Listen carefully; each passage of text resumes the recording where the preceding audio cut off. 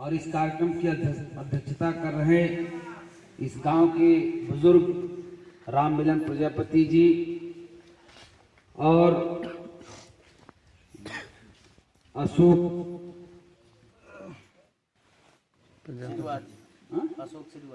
श्रीवास जी, श्याम शरण पटेल जी विधानसभा अध्यक्ष हैं, रोहित प्रजापति जी प्रधान हैं, 13 बार भाई कहाँ लिखा रहता है, थोड़ा हमारे लिए नई नई चीजें हो जाती हैं। अब 1 घंटे बाद जाऊंगा वहाँ कुछ दूसरा बदल जाएगा, तो बड़ा याद करने में दिक्कत होती है। तो मैं सीधे अपनी बात अपने जिला अध्यक्ष माननीय विजय करण यादव जी ने जो आप सबके लिए संबोधन किया, उसी कड़ी में अपनी बात को जोड़ते हुए मैं आगे बढ़ा रहा हूं। सबसे पहले इस गांव के सम्मानित हमारे पिता समान बुजुर्गगण, हमारे युवा साथी, माताओं एवं बहनों, छोटे छोटे नन्हे मुन्ने प्यारे प्यारे बच्चों, मैं आप सभी का तहे दिल से हार्दिक अभिनंदन वंदन करता हूं कि आप सभी लोगों ने अपना कीमती समय दिया है हमें। आज पिछले कई वर्षों से अपना प्रजापति समाज एक नेतृत्व की तलाश कर रहा है। इसको अभी तक शीर्ष नेतृत्व कोई नहीं मिला। शीर्ष नेतृत्व मतलब सबसे उच्च स्तर का नेता जो सिर्फ एक हो। जैसे माननीय मुलायम सिंह यादव जी और माननीय अखिलेश यादव जी, ये यादव समाज के सबसे सर्वोच्च नेता हैं कि नहीं? और प्रजापति समाज का सर्वोच्च नेता कहाँ है? चर्चा करेंगे भाई, भाषण नहीं देंगे, ठीक है? और झंडा कहाँ है आप लोगों के पास? झंडा भी नहीं है। क्या है कोई झंडा? कोई पार्टी? पार्टी है, प्रजापति समाज की कहीं है ही नहीं। डंडा है। देखिए, आप लोग शायद बहुत ही किनारे रहते हैं किसी जिले के आखिरी गांव में, आखिरी विधानसभा में, जहां हमको लगता है बहुत सी सूचनाएं पहुंच नहीं पाती हैं। अपने समाज में 16 झंडे बन गए हैं, ठीक है? 16 पार्टियां, 16 झंडे बन गए हैं, और ये सब आएंगे धीरे धीरे आपके यहाँ आएंगे। वो कहेगा मेरे में जुड़ जाओ, कुछ लोगों को कहेगा मेरे में जुड़ जाओ, और वो भी कमजोर करेगा और वो अपना भाई होगा। प्रजापति लोग ही हैं। और लास्ट में क्या करेंगे? अंत में सब चले जाएंगे माननीय अखिलेश यादव जी को, कहेंगे भैया हम आपसे मिलना चाहते हैं, हमको 2 सीट दे दीजिए, हम आपकी मदद करेंगे। वो किसके बल पे बात करते हैं? आपके बल पे। इन्हीं कुल मिला के अंत में सब गोल गोल घुमा करके सब चले जाएंगे और वहीं शर्त अपनी रखेंगे, वहीं ब्लैकमेल करेंगे कि हमको 2 सीट देंगे तब हम आपके साथ रहेंगे, हमको ये पद मिलेगा तब हम रहेंगे आपके साथ। इस तरह की बातें करेंगे। तो अपने समाज के लोग अपने ही साथ छल कपट करते चले आ रहे हैं, ठीक है? तो मैंने भी एक पार्टी बनाई थी, सर्वश्रेष्ठ दल। कुछ लोग जानते हैं कि नहीं? चलिए, तो हम 68 जिलों में जाकर के प्रजापति समाज में कैडर के रूप में हमने बताने का प्रयास किया कि जब तक एक झंडा आपके पास नहीं होगा आपकी कोई कदर नहीं होगी। 16 झंडे की मैं बात नहीं कर रहा हूँ, कई झंडों की मैं बात नहीं कर रहा हूँ, क्योंकि सिर्फ एक झंडा आप सबके यानी पूरे उत्तर प्रदेश के प्रजापतियों के घर पे सिर्फ एक झंडा लगना चाहिए था। लेकिन कुछ प्रजापति लोग हैं फला झंडा टांगे हुए हैं, कुछ फला झंडा टांगे हैं। बड़ी विडंबना की बात यह है कि प्रजापति होने के बावजूद भी सब अपनी जात छिपा छिपा कर, कोई भार्गव लिख रहा है, कोई वर्मा लिख रहा है, कोई गोला लिख रहा है, कोई दक्ष लिख रहा है। इस तरह से हमारी संख्या का कोई पता ही नहीं चल रहा है कि हम कितनी मात्रा में हैं उत्तर प्रदेश में। और मैं तो नहीं मानता कि भाई यादव के बुजुर्ग लोगों ने ज्यादा औलादें पैदा की और हमारे बुजुर्गों ने औलाद कम पैदा की। ऐसे तो हो ही नहीं सकता। है, लेकिन जब एक जगह वोट नहीं पड़ रहा है हम लोगों का, तो हम लोग कैसे अपनी संख्या का अनुमान लगाएंगे? कोई बसपा में भाग रहा है वोट देने के लिए, कोई भाजपा में भाग रहा है, कोई कांग्रेस में, कोई फलाना में, कोई ठिकाना में, कोई बीजेपी में। तो जब वोट की गिनती हो रही है तो फला फला से कट जा रहा है, संख्या आ जा रही है शून्य। भाई अभी यहीं पे 25% लोग भाग जाइए पूरब की दिशा में, और 25% भाग जाइए पश्चिम की दिशा में, 25% उत्तर, 25% दक्षिण। तो बताइए यहाँ कितनी संख्या होगी? यहाँ तो खत्म हो जाएगी संख्या ना। और जब सभी लोग मिल करके एक नेतृत्व में जब रहेंगे तो संख्या का भी पता चलेगा और अधिकार का भी पता चलेगा, हिस्सा का भी पता चलेगा कि हमें मिलना क्या चाहिए। माननीय अखिलेश यादव जी ने इस बार जनगणना कराने का पूरी तरह से मन बना लिया है, और वो जाति जनगणना कराएंगे, और करा करके जिसकी जितनी संख्या भारी उसकी उतनी हिस्सेदारी देने का काम करेंगे। क्यों?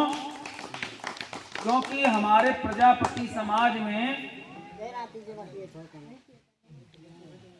ये सब बाद में कर दिए होते भाई, आप ही तो कब्बस्ती लाए। अब सबका दिमाग तो चला गया चाय की चुस्की में। नहीं सर, ऐसे कैसे हो सकता है? हम बात पी लेंगे, वो अलग चीज है। बाबू हटिए आप दे करके। अरे कोई न ले रहा तो थोड़ा मत लगाई। तो ये जो सरकार बैठी है उत्तर प्रदेश में, ये आपके काम की है? देखिए मेरे काम की नहीं लगी तो हमने अपनी पार्टी ले जा करके माननीय अखिलेश जी से जब मिला मैं, तो मैंने कहा माननीय जी मैंने एक पार्टी बनाई है, मेरा नाम राजेश प्रजापति है, मैं जौनपुर जिले का रहने वाला हूं और मैं आपके साथ गठबंधन करना चाहता हूं। तो उन्होंने कहा देखिए राजेश प्रजापति जी, हमने बसपा से गठबंधन किया और बहन कुमारी मायावती जी ने धोखा दे दिया।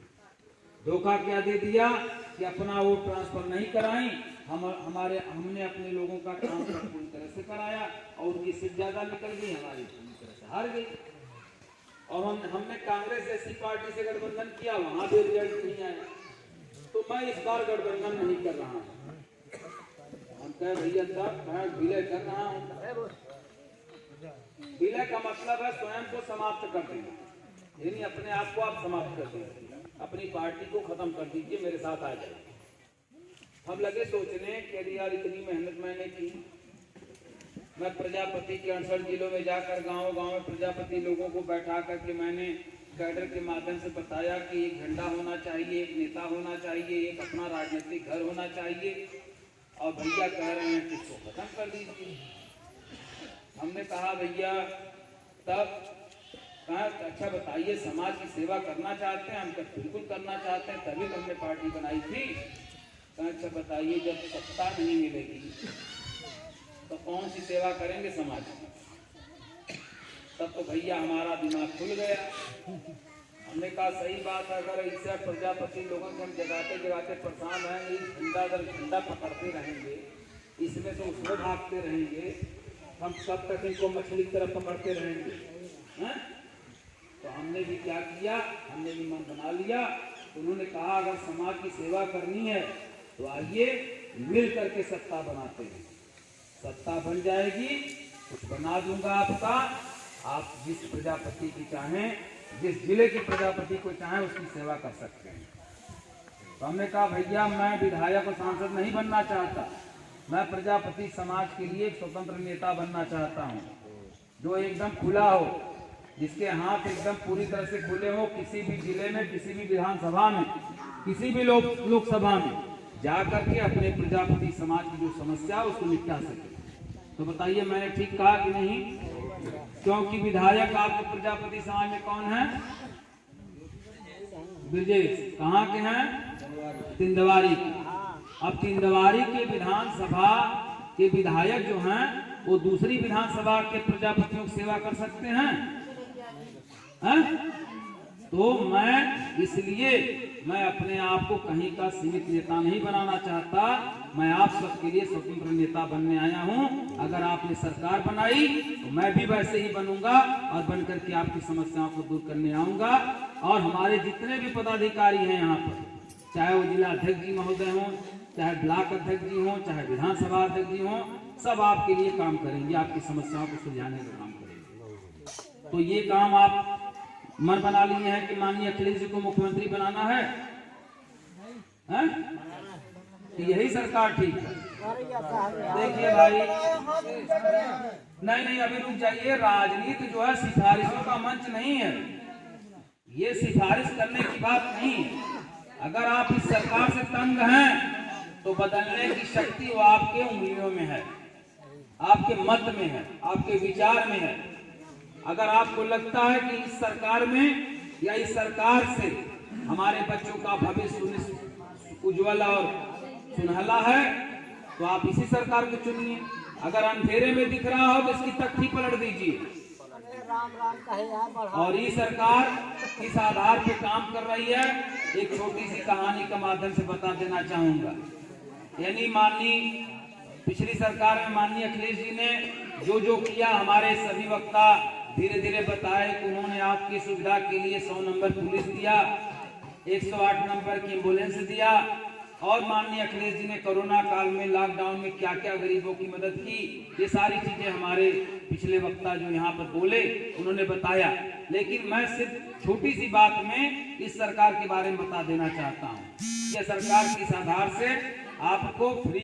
तो एक राजा था, उस राजा ने गांव वालों से कहा कि हमारे बेटे का नामकरण है, आप सभी लोग आइए हमारे यहाँ दावत पर, और आइए 2-3 दिन का कार्यक्रम है, आराम से आइए, खाइए पीजिए, मौज मस्ती कीजिए।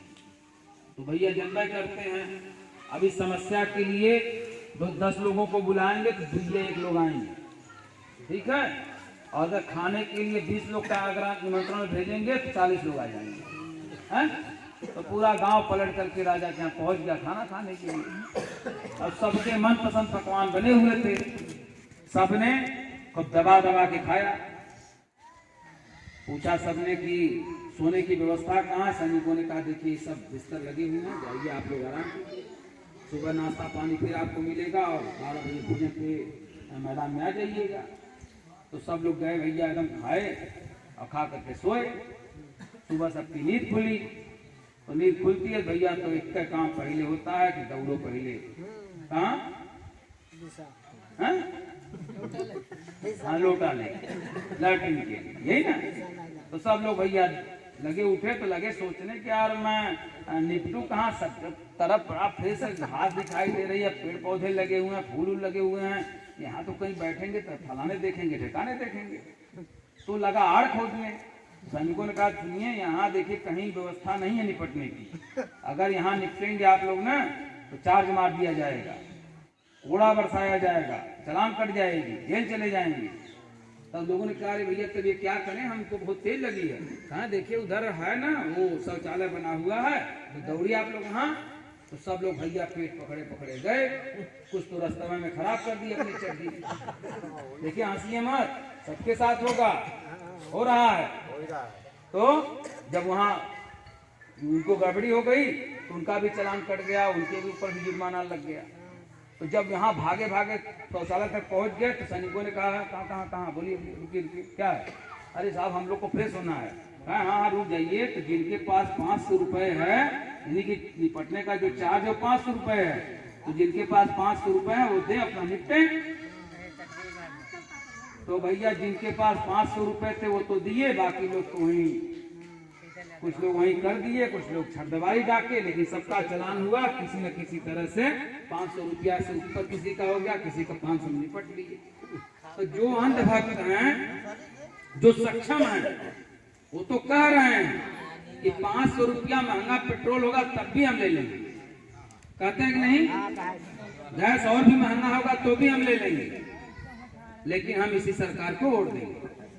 लेकिन जो सक्षम नहीं है, तो सरकार फ्री में पहले क्या क्या आपको दावत दी? फ्री का गैस कनेक्शन ले लो भैया, हमारी माँ बहनों की आंखें खराब हो जाती हैं धुएं से, अब नहीं खराब हो रही। सही है। वोट ले लिया और वोट लेने के बाद किस तरह से लगान मार रहा है, किस तरह से चार्ज मार रहा है, किस तरह से टैक्स ठोक रहा है। फ्री का गैस कनेक्शन ले लो भैया, आज गैस का दाम कितना बढ़ाया। 700-800 भैया देखिए, आप तो दहा लीजिएगा, तो ये कुल मिला करके फ्री का दावत दे दे करके 15 लाख का लालच दे दे करके आपको ठग लिया और ठगता ही चला जा रहा है। और ठगने के पीछे सिर्फ एक राज है, अपने बच्चों का भविष्य हम लोग बनाएंगे। ये पिछड़ी दलित वाले इनको तो कोड़े मार मार के काम करवाएंगे। सही है। इसीलिए सरकारी संपत्तियों को उन धनवानों के, उन पूंजीपतियों के, उद्योगपतियों के हाथ में सीधे सीधे दे रही है, ताकि वे मन मर्जी आपसे काम करवा सके। कल को आपका बेटा जाएगा दिल्ली, मुंबई, कलकत्ता, मद्रास कमाने, तो वहां का जो पूंजीपति धनवान बैठा है, जो कंपनी का मालिक बैठा है, वो कहेगा 2000 में काम करना है, करना हो तो करो, नहीं चलते बनो।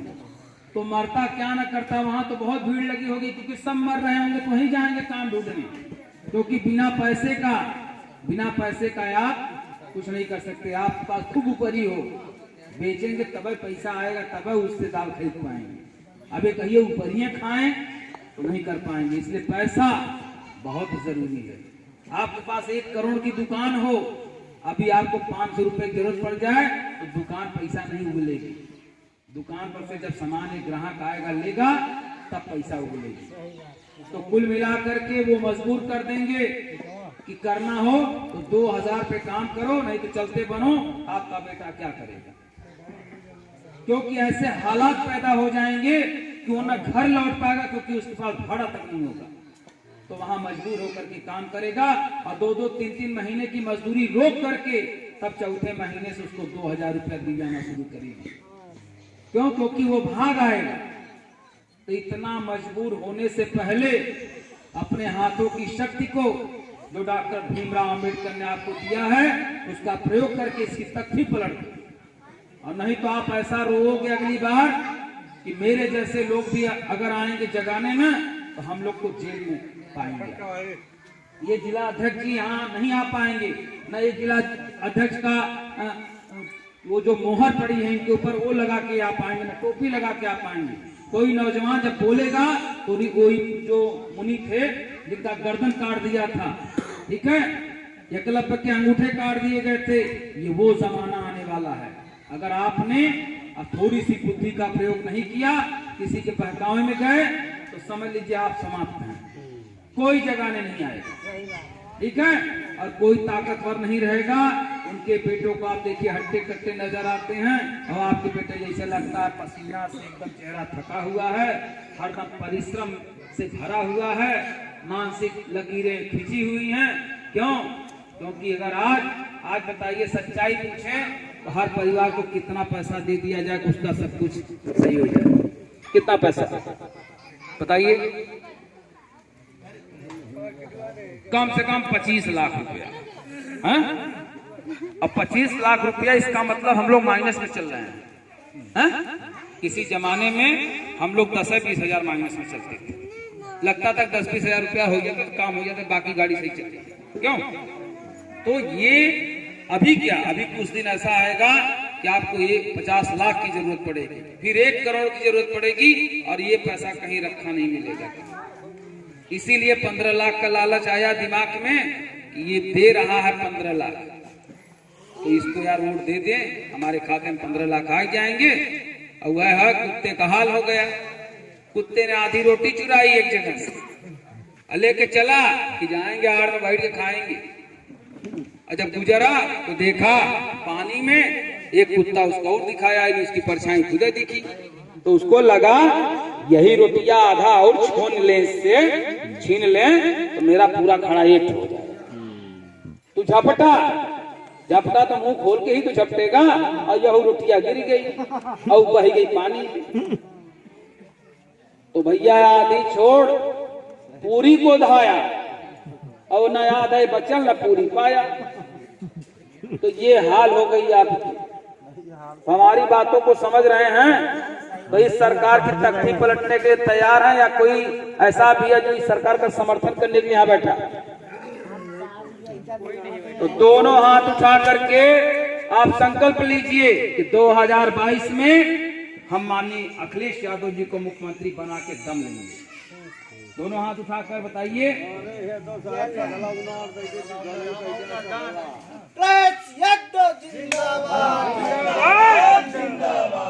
सभी लोगों को बहुत बहुत धन्यवाद कि आप लोगों ने इतना वक्त दिया। धीरे धीरे देखिए कुर्सियां खाली होती चली गई, इसीलिए मैं कहता हूँ प्रोग्रामों में बहुत कम समय लिया जाए, और नहीं तो देखिए वहाँ भी माताएं बहनें बैठी थी, बहुत ज्यादा सब चली गई।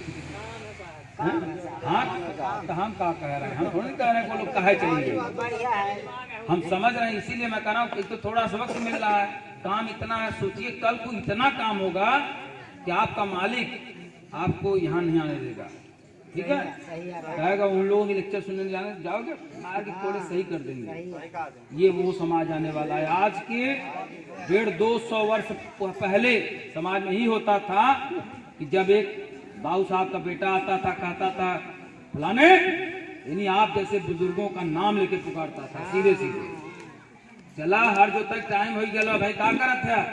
अरे बउआ रिश्तेदार आए गए रहन, कहीं सहन है, हम कुछ नाश्ता पानी करा चके। अरे वहू के लिए चलो, वहू चलो, हर जोतेगा वहू तो प्रजापति है ना।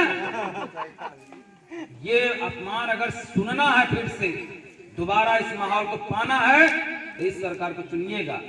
अगर इन सब से बचना है और एक खुशनुमा माहौल बनाना है, चाहते हैं कि हमारे परिवार फले फूले, हमको थोड़ा कम काम भले करना पड़े लेकिन सुविधाएं सरकार द्वारा हम तक पहुंचे, तो माननीय अखिलेश जी को मुख्यमंत्री बनाइए। और हमारे जो यहाँ के सिपाही हैं, हम तो भाई मौके मौके पर आएंगे, लेकिन वहां से कलम चलवाएंगे, यहाँ तक योजनाएं आप तक आएंगी।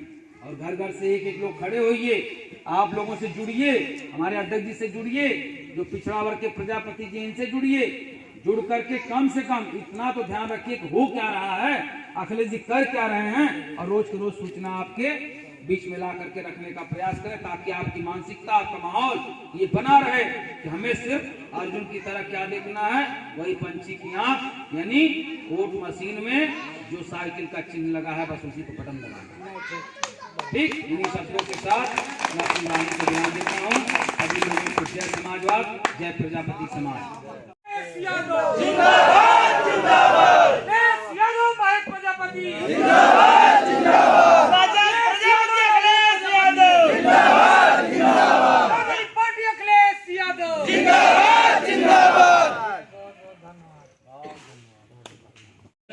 पूर्व प्रधान रामदीन यादव जी।